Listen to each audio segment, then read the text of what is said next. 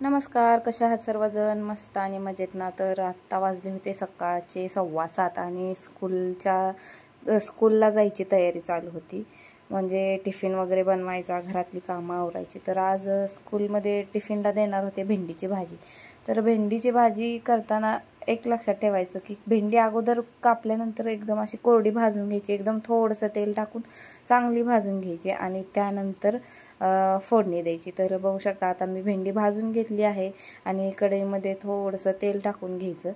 त्यामध्ये मोहरी आणि जिरं टाकून घ्यायचं, चांगलं तडतडू द्यायचं. तडतडलं की मग आणि नंतर टाकून घ्यायचं आपण लसूण बारीक करून घेतलेला, मोठाच बारीक केलेला होता. आणि नंतर थोडीशी हळद टाकायची आणि नंतर भेंडी भाजून घेतलेली भेंडी बघू शकता, थोडी पण चिकट होणार नाही भेंडी अशा पद्धतीने जर केली तर. आणि इथं मी हिरव्या मिरचीची बनवत नाही तर काळ्या तिखटाचीच भेंडी बनवते. तर खूप छान लागते. काळा तिखट आणि शेंगदाण्याचा कूट टाकायचा, नंतर सगळं मिक्स करून घ्यायचं. भेंडीला कूट थोडा आम्ही जास्तच वापरतो भेंडीला, आणि जास्त कूट टाकला तरी पण मग नाही चिटकणार भेंडी, अशी मोकळीच राहणार.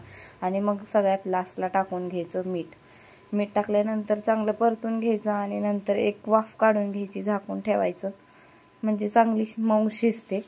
तर बघू शकता आता इथं एक वाफ पण काढून घेतली, झाकली तरी भेंडी अजिबात चिटकली नाही. तर आता भेंडीची भाजी बनवून झाली. नंतर करायला घेतल्या चपात्या. तर सर्वात अगोदर गाईसाठी नैवेद्य बनवून घेतला छोटासा, कधी येते कधी नाही, एक छोटासा नैवेद्य बनवून घेतला आणि नंतर लगेच मग चपात्या पण बनवून घेतल्या.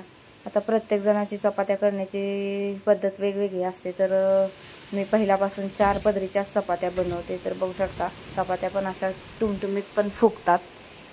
आणि 4 पदरी चपाती संध्याकाळपर्यंत जरी एखादी शिल्लक राहिली तर मऊ मऊ राहते, ती कडक पण नाही राहत. नंतर 2 भाकरी पण बनवून घेतल्या.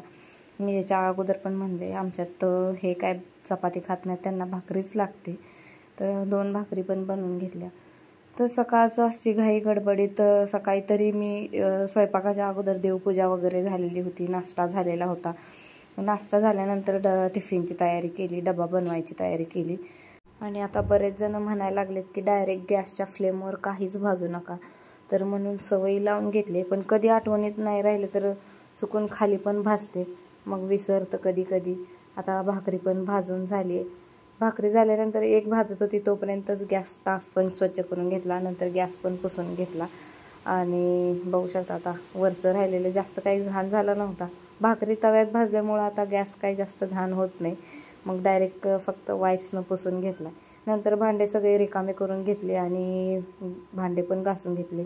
सोप संपली होती, जेवल्यानंतर सोप खायला आवडते सगळ्यांनाच आमच्या घरात, मग सोप पण भाजून घेतली.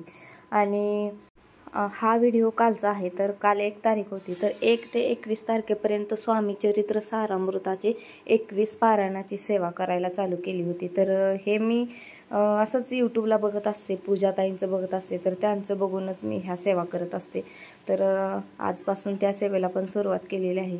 आणि हा शेवटचा अध्याय वाचायला चालू होता तेव्हा पिल्लू म्हणली की, म्हणजे माझी मुलगी, तिनं हा व्हिडिओ शूट केलेला आहे, तिला नीट जमला नाही तरी.